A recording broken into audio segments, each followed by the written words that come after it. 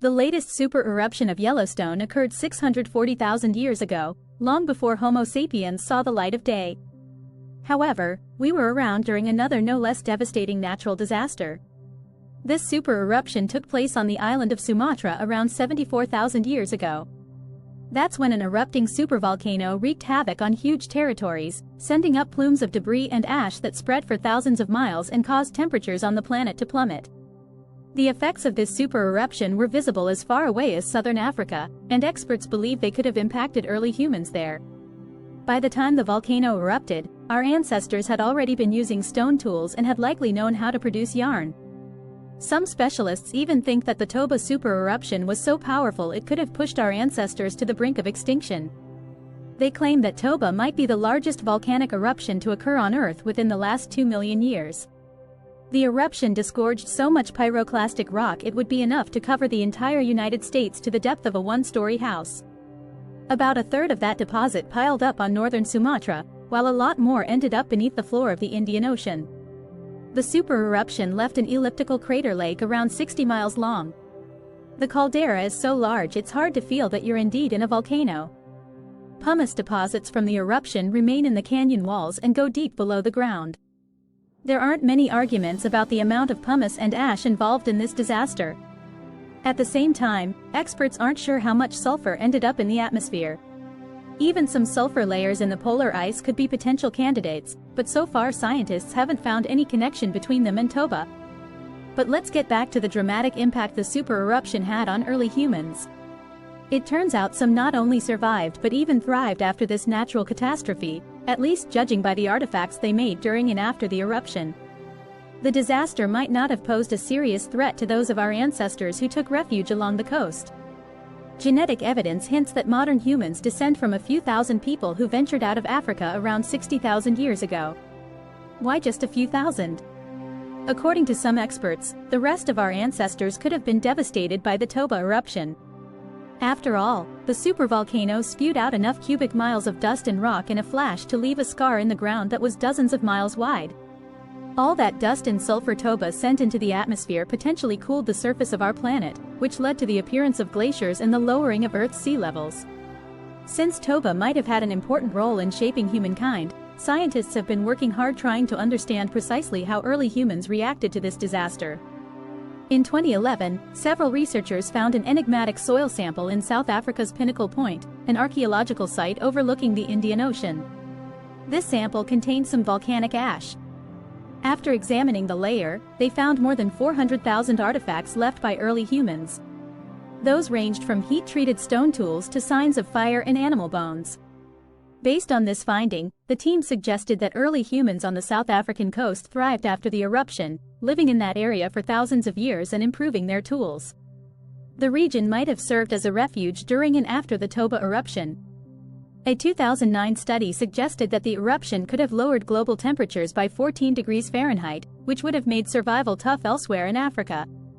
If there had been a volcanic winter, it wouldn't have been as cold along the coastline. On the other hand, newer studies claim that Toba spewed out so much sulfur into the atmosphere that the resulting aerosols could have stuck together, which would have limited their cooling effect in the long term. In other words, right after the eruption, temperatures would have plummeted, but only in some regions. After about 3 years, the effects of the eruption would have calmed down altogether, becoming not dangerous to humans. Well, apparently, more research is needed. Meanwhile, let's figure out if we should watch out for any volcanoes these days. Last year, thousands of small earthquakes shook the ground near Iceland's Fagradalsfjall geothermal power plant. Magma rose to the surface there, and now it has opened wide fractures slicing through the small town of Grindavik. The ground there is still swelling, and an eruption might happen with little notice.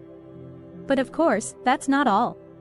Over the planet, 45 other volcanoes keep rumbling. For example, Italy's Vesuvius, that infamous volcano that finished the city of Pompeii in 79 CE, has experienced 8 explosive eruptions followed by powerful pyroclastic flows over the last 17,000 years. These flows are dense masses of superhot ash, lava fragments, and gases flowing at high speeds. The volcano's last eruption happened in 1944. Mount Rainier is one of the most dangerous volcanoes in the USA. Its high elevation, chemical composition, proximity to Washington's Seattle and Tacoma suburbs, and ability to produce massive pyroclastic flows make Mount Rainier a threat to consider. The heat from this volcano could potentially melt the ice and snow covering it, leading to rapid downstream flows of debris, mud, and rocks. The Novarupta volcano in Alaska's Katmai National Park and Reserve formed in a 1912 eruption, which was the world's largest in the 20th century. The volcano sent almost 7 cubic miles of ash and debris into the air. It also produced such a powerful ash flow that it created the Valley of 10,000 Smokes. Mount Pinatubo, located in a populated region in the Philippines, became notorious after a massive eruption in 1991, which was the second largest eruption of the 20th century. More than 700 people lost their lives during that natural disaster.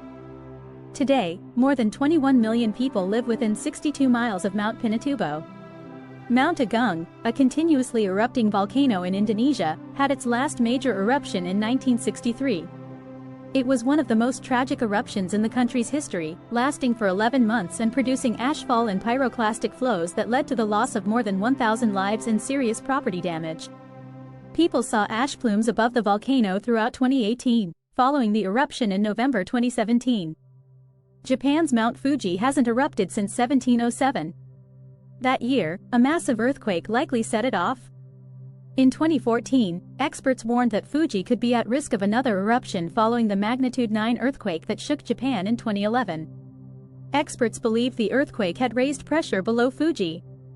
The eruption in 1707 sent so much ash and debris into the air that all this mass even reached Tokyo. Should Fuji erupt again, it would affect more than 25 million people in the surrounding areas. The eruption of Washington's Mount St. Helens in 1980 was one of the most destructive volcanic events in U.S. history.